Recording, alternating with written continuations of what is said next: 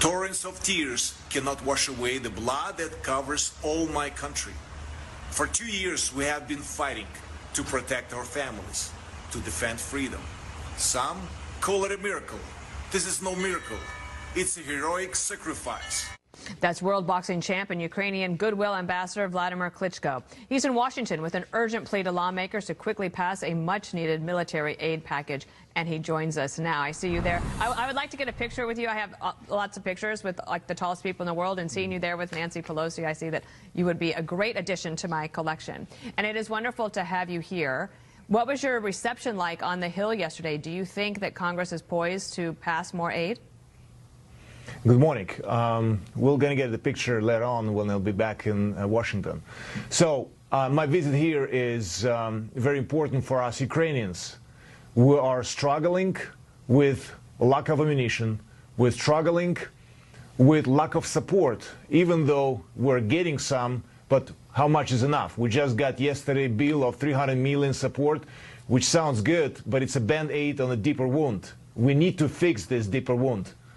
We fight. We don't need American soldiers, NATO soldiers in our country, but we need the tools. We need weapons. In the war, we can defend our country, to live in a democracy, to live as a free men and women in our country that has been attacked for the past 2 years, recklessly, senselessly from Putin's Russia.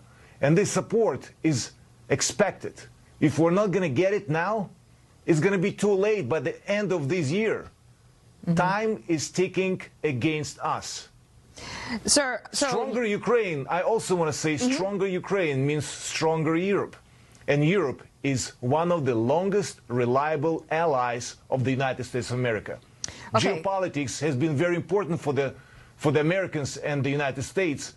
And right now, if you're going to weaken Ukraine, you're going to weaken Europe. Because we're not the last country who's going to fail under Putin's aggression. We need to protect the eastern border of Europe. We need to protect Ukraine now. Otherwise, it's going to be too late. So yesterday, the Pentagon said that they were able to find $300 million for a weapons package that they're going to send to you. And that brings a total of the United States spending to $44.2 billion. So it is a significant contribution, as you say, and asking for more. Let me ask you this.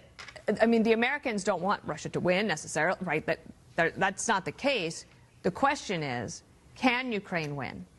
And do you have a manpower issue and an ammunition issue? I know you don't have a will issue. There is the will to win, but do you have the manpower necessary in order to do this? Of course, we cannot compare manpower of the Ukrainians and Russians.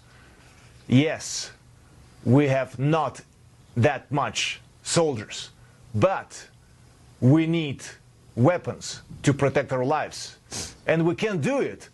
I also want to say that this doubt in the Ukrainians has been before the war. You are counted us out. You gave us 3 days if the Russia is going to invade us. We're now over 2 years protecting, defending our country, and we're doing well. What we need just this support now. Otherwise, it's going to be too late. And by the way, for the Americans to say all the numbers and finances that have been spent in Europe, in Ukraine in this case, 90% is remaining here in the United States. New jobs being created. It stimulates the U.S. economy. And the weapons, old weapons, so to speak, old weapons that you don't need, give it to us. Modernize your own, do modernization of your own arsenal of weapons. You can do it. You must do it anyway. All right. Just give us the tools to protect our lives. Volodymyr Klitschko, you're a goodwill ambassador, and let me say, I'd always want you on my side. Indeed. Thank you, and we will follow this story as it goes along. Thank you. Thank you for having me.